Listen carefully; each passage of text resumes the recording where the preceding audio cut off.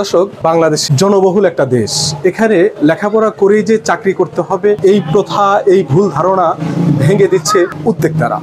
বাংলাদেশে masters pass করে অনেকেও আমরা দেখছি যে উবার বা পাঠাও চালাচ্ছে, অনেকে উদ্যোক্তা হচ্ছে ছোট থেকে শুরু করে এখন তারা কোটিপতি। আমার পাশে আছে সামির আহমেদ, আমাদের প্রিয় আপু আছে ইস্তিয়াক আহমেদ। তারা দুজন কিন্তু এখানে আজকের এই এমএ পাস চাওয়ালা যে এই শাখাটা, মিরপুরের এই শাখাটা স্পেশাল গেস্ট হিসেবে এসেছেন। তাদের কাছে জানবো যে এই যে ঘরে ঘরে উদ্যোক্তা হওয়াটা, চলুন জেনে আসি তাদের কি মতামত। চায়ের দোকানে এসেছেন, কেমন লাগছে? খুবই ভালো লাগছে, সবচেয়ে মজা লাগছে নামটা, ইটস ভেরি অ্যাট্রাক্টিভ। এবং আমি মনে করি যে এটাই সব বলে দিচ্ছে যে এমএ মানে নামটাই তো বলে দিচ্ছে যে আমরা কেন এখানে আসবো। বিকজ এখানে একটা সুন্দর একটা জায়গা, এখানে মজার চা বানাচ্ছে, চা আমার খুব ফেভারিট, সো আমি তো চা খাবো। আর আমি I wish him the best. Sumaiya আছে আমার ছোট বোন, ওর জন্য আমি আসলাম, ওই আমাকে ডেকেছে। হ্যাঁ, ও আমাকে ডেকেছে, so it's been very nice, thank you. আর সুন্দর, খুব সুন্দর, আরো আউটলেট হোক, আরো অনেক বড় হোক, আরো সুন্দর হোক, আমরা সবাই মিলে চা খাই। এখন বাংলাদেশের কোথায় কোথায় চা খাওয়া? সব জায়গায় মোটামুটি, রাস্তার থেকে শুরু করে নিজের বাড়ির থেকে শুরু করে সব জায়গায় চা খেতে ভালোবাসলে যারা যেটা করে, মাটির চা থেকে শুরু করে মালাই টি থেকে শুরু করে নিজের বাড়ির চা, সব জায়গায়। অভিজ্ঞতা কেমন, মানে কোথাকার চা বেশি ভালো লাগে? আমার স্টারের চা খুব পছন্দ। চমৎকার, আমার মনে হয় চমৎকার একটা নাম এটা। সবার মাথায় এই নামটা কিংবা এই খেয়ালটা আসবে না। একজন উদ্যোগী লোক শহীদুল সাহেব একটা নিশ্চয়ই কিছু একটা চিন্তাভাবনা করে এই নামটা দিয়েছে, এবং আমার মনে হয় এটা আমরা বলি না ক্যাচি ওয়ার্ড, খুব সুন্দর। এবং এটাকে এই নামটাই অনেককে আকৃষ্ট করবে। এবং নিশ্চয়ই চা নিশ্চয়ই ভালো হবে। আমি তো এখনই গন্ধ পাচ্ছি, এখন পর্যন্ত আমি চা স্বাদ করতে পারিনি, তো নিশ্চয়ই এটা সুন্দর একটা পরিবেশ, আমার মনে হয় খুব ভালো হবে। পরিবার, পরিজন, বন্ধু বান্ধব অনেকে বলছে চার দোকান মানে একটা তাচ্ছিল্য মনে করেছে, বলেছে। সেই জায়গা থেকে আপনি আপনার মতামত? না, যারা এটা মনে করে তাদের, হ্যাঁ, কোনো কিছুই ছোট না। এবং আমি সেটাই বলছি যে এই উদ্যোগী মনোভাবটাকেই আমি সবচেয়ে বেশি সেটা সম্মান করি। এবং আরও ভালো লাগছে যে একটা চমৎকার একটা নাম দিয়েছেন উনি, এমএ পাস চাওয়ালা। সুতরাং আমি ওনাকে সাধুবাদ জানাই এবং আশা করি যে উনি ভালো করবেন, এবং আমি নিশ্চিতভাবে বলছি উনি ভালো করবেন। পড়ালেখা করলেই যে বড় বড় জব করতে হবে, এটা কি আসলে এই ব্যবসায়?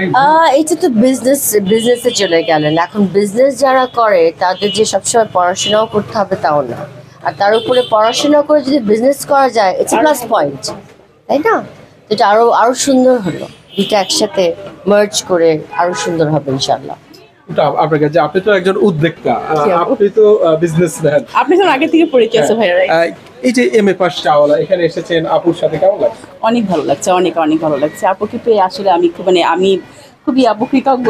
আমার এক ডাকে আপু সাড়া দিয়েছে, কোনো কথা বলা নেই, আসবো, ভালো লাগছে। এই বিজনেস নিয়ে পরিকল্পনা আছে কোনো? হ্যাঁ, আমাদের গুলশান নতুন ভাটারাতে তো একটা ব্রাঞ্চ আছে, এটা হলো। আবার ধানমন্ডিতে উত্তরাতে ব্রাঞ্চ আসছে, এরপর খিলগাতে, ওয়ারিতে আস্তে আস্তে আরো যাবে ইনশাআল্লাহ। সব মিলে যারা অনেকে এই সমাজে উদ্যোক্তা হচ্ছে, দেখা যায় অনেকে সফল উদ্যোক্তা, নারী পুরুষ সবাই সমান তালে। এই সমস্ত উদ্যোক্তা সমাজে হওয়াটা আপনি কিভাবে দেখেন, আর তাদের উদ্দেশ্যে আপনার কিছু মেসেজ আছে? এটা আমার মনে হয় একটা দৃষ্টান্তমূলক, এটাতে অনেকে ইন্সপায়ার্ড হবে। কারণ এখন তো কথায় আছে না, সার্ভাইভাল অফ দ্য ফিটেস্ট। তো এখানে বাংলাদেশের সবসময় আমাদের এই দেশে চাকরি বাকরি পাওয়া খুব একটা অত সহজ না সবার পক্ষে, কিন্তু আমাদেরকে তো সার্ভাইভ করতে হবে। এবং সেটার জন্য যেভাবে হোক আমরা ভালোভাবে যদি, এবং আমি আবারও বলি, চমৎকার একটা নাম দিয়ে উনি শুরু করেছেন, এবং লোকজনদেরকে আনন্দ দেওয়ার জন্য একটা বিনোদনমূলক একটা আয়োজন হবে, পরিবেশ হবে, লোকজন এখানে আসবে, বসবে, কিছু আড্ডা মারবে, they'll spend some good times with friends. এই বুদ্ধিটা ওনার আছে, উনি খাটিয়েছেন, এবং I think he'll do wonderful। এবং একটা সত্যিকারের উদ্যোক্তার যে ধরনের খেয়াল, সেটা ওনার মধ্যে আছে। আপু, সব মিলে ঘরে ঘরে উদ্যোক্তা হোক বা হচ্ছে, অনেকেই আবার ছিটকে পড়ে যাচ্ছে, তাদের উদ্দেশ্যে কি বলবেন? আর যারা সফল উদ্যোক্তা তাদের উদ্দেশ্যে ছিটকে পড়ার মতো আমি ওদেরকে বলতে চাই যে এখানে ফেলিয়ার কখনো কোনোদিনও কখনো এটাকে মানে খুব স্ট্রংলি না নিতে, বিকজ আপনি ইউ ক্যান অলওয়েজ আবার ওখান থেকে আবার নিজেকে আবার ধরে তুলতে পারেন, আবার উঠে আসবেন, আবার করবেন, ইনশাল্লাহ কিছু না কিছু একটা ওয়ে বের হয়ে যায়। আর ইচ্ছা থাকলে there is a will, there is a way. আপনি যদি করতে চান সুন্দর করে সব কিছুই করতে পারবেন। ইচ্ছা থাকলে আর হ্যাঁ, ইচ্ছা থাকলেই উপায় হয়। এবং সাকসেস কিন্তু সবার কাছে একই না। অনেকের কাছে এটা মনিটারি টাকা পয়সা নিয়ে সাকসেস হয়, অনেকের পছন্দের জিনিস নিয়ে কথা বলতে মোটিভেট করতে চাই, সেটাও একটা সাকসেস আমি মনে করি।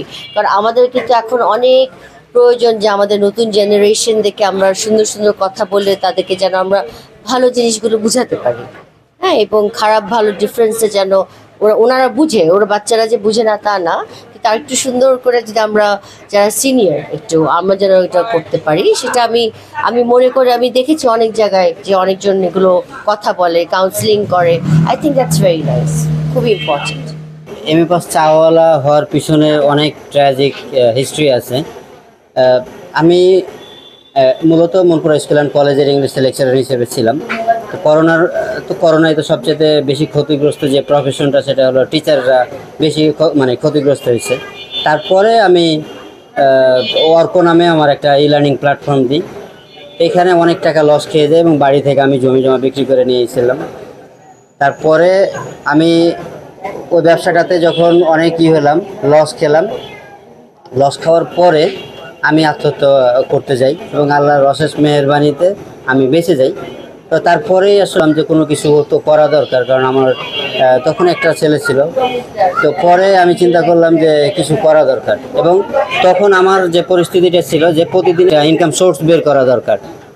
তো আমি যখন ইনকাম সোর্স এবং দেখি যে বেশিরভাগ চায়ের দোকানগুলো ভালো চলে, তখন চিন্তা করলাম যে চায়ের দোকান দেবো একটা।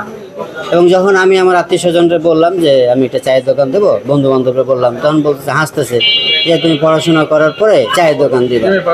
হ্যাঁ, এমএ পাস করে চায়ের দোকান দেবো, মানে ভালো পড়াশোনা করে শিক্ষিত হয়ে চায়ের দোকান দেবা কেন? তো আসলে দেখলাম যে বারবার শিক্ষার কথাটা আসতেছে, এবং শিক্ষিত হয়েছে এজন্য আমি চা বিক্রি করতে পারবো না। তখন নাম চিন্তা করলাম যে যেহেতু শিক্ষায় আমার বাধা হইতেছে, তাহলে নামটা দেব শিক্ষা রিলেটেড। হ্যাঁ, তখন এমএ পাস চাওয়ালা নামকরণটা করা।